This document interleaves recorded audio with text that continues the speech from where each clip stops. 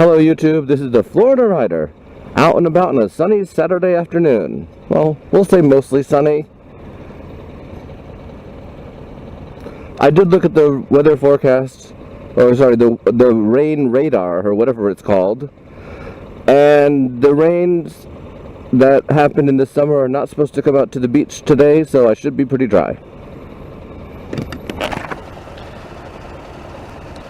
This topic was suggested to me by a friend of mine, a local guy who lives way too far from the beach, but actually in the same metropolitan area as I do.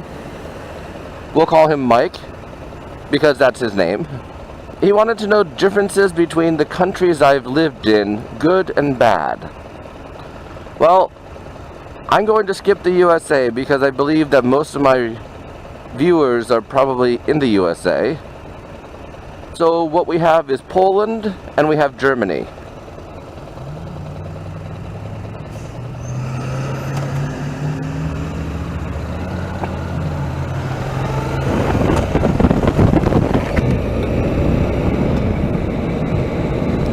Now, comparing Poland and Germany is like comparing apples to oranges, because I lived in Western Germany, which was never under the realm of the USSR. And Poland was under the realm of the USSR for a very long time, way too long. Now, I first moved to Poland in 1999, and that was 10 years after it had come out of communism. Only 10 years. You know, and things were still changing. A lot of the mindset was still there, and a lot of people didn't understand free market systems and things like that.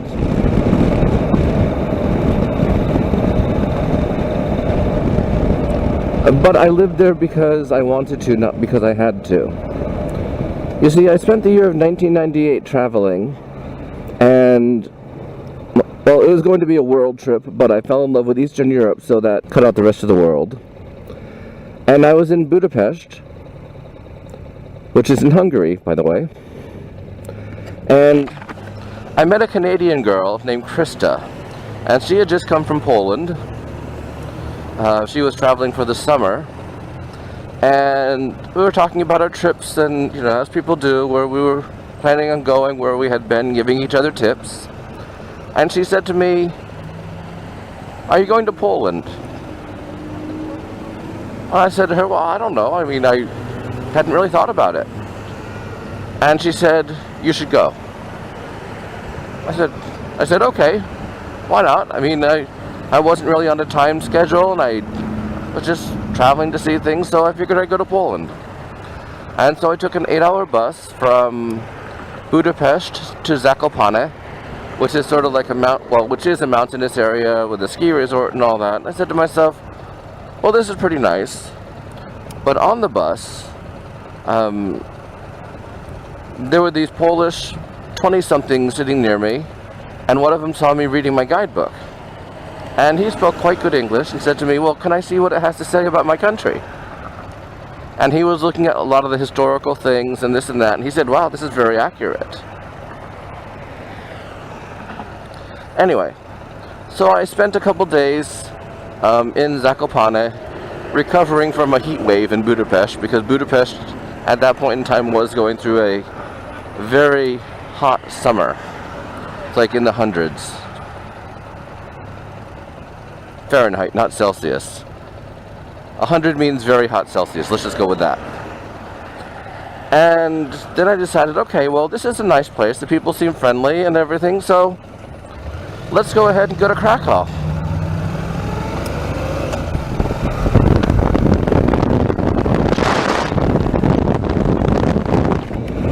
And so I went to Krakow, which is I believe the third largest city in Poland, for a couple days, and I ended up staying for 2 weeks.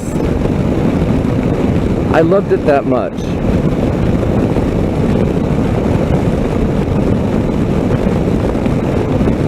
And what did I love about it? Let's see.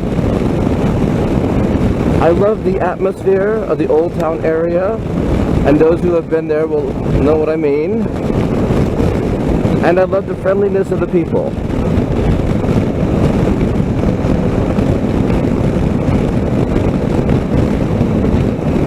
And then I had to finish using my train pass because I had a Eurail pass, and so I went back to Western Europe. But I kept thinking to myself, well, you know what? I wonder if I'd like Poland if I went back again. And so I did. And this time I went to the north part, Gdansk, and then, which was, by the way, phenomenal. And I went to the Malbork Castle there and other things. And then I went down to Warsaw, which was quite unremarkable. However, I do have friends who still live there, and they tell me that it's becoming nice now. Actually, they told me that when I visited several years ago in 2008 or so, I'd say. Psychot, are you watching this? Is that when it was? And one of my friends said to me that Warsaw's becoming nice. So when I returned to the USA and decided I wanted to go back overseas and teach, the only place I wanted to go was Poland. There weren't any other places. I didn't want to go anywhere but there. And I went. I found a job teaching there, and I decided, okay, yeah, it's just a small town, but we'll still go ahead and give it a shot and maybe move on to someplace bigger, you know, next year or so, the following year. But I didn't. I lived in a small town of 15,000 people, and I loved it. And I loved the people. I loved the food. The entire country just suited me. My experience in that country was only positive. Now, of course, there were language problems at first because I didn't speak any Polish when I moved there. And, you know, there are other things that you need to adjust to. For example, there was a supermarket when I moved there in my town. But it wasn't, I mean, you couldn't buy everything in one place, even though it was a supermarket. You could buy a lot of things, but not everything. There are now several supermarkets in that town, and basically it's like being in Western Europe from what I've heard, but still. It was very special when I moved there. The cars were a lot older than in the USA, and but the advantage was that, you know, when people were under communism, they had to make do with what they had. So you didn't buy a car every 4 years because, well, first of all, you couldn't really afford a car. You know, and everyone took public transportation. Well, okay, not everyone, but if you didn't have a car, you took public transportation. And in the USA, I know a lot of times it's people who don't have cars take public transportation, and it has to do with income and this and that. And while it did there too, it was normal to take public transportation because there were so few cars at that time. Let me rephrase that. It's not that there were so few cars, but it wasn't necessarily normal to have a car unless you made a decent salary. You know, in the USA, you have a car. I mean, you just do. Even if it's a clunker you buy for $300 or whatever. And yes, that's a shout out to you, Uncle Clinton. You still have a car.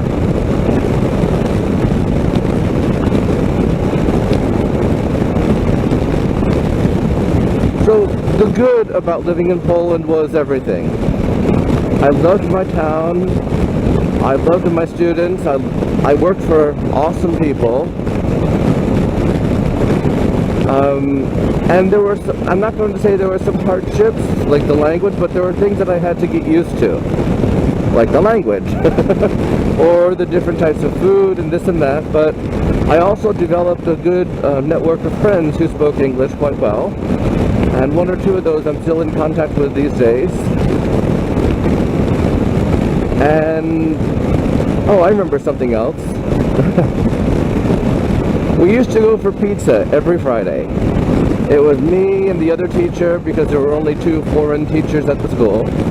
and some of our friends and this and that, and every Friday we would have pizza.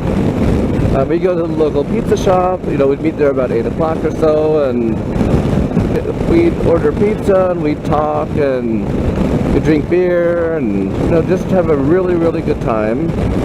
And depending upon how we were feeling, or how much we had to drink, we'd go to one of the bars afterwards, and sometimes we'd be there till 5 in the morning. But it wasn't really about the drinking, it was just about enjoying the company of the people I was with. And, you know, like I said, I didn't have a car, so it was very easy to take a taxi home from there. A taxi cost me, let's see, it was like $1 or so. And I lived on the other side of town, which of course wasn't very long, and yes, I could have walked it, but after you've worked all day, then you're full of beer and pizza, and who wants to walk home, right? Yeah, and the bar was on a very nice lake, and in the nice weather we'd sit outside and just talk and talk and talk about anything and nothing in particular for hours, and it was awesome.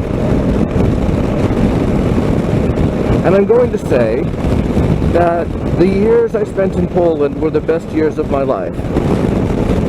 Now, considering the fact that I'm currently 48 years old, I've had a lot of years to my life. But by far, those years were the best. Everything was just right. I had what I needed.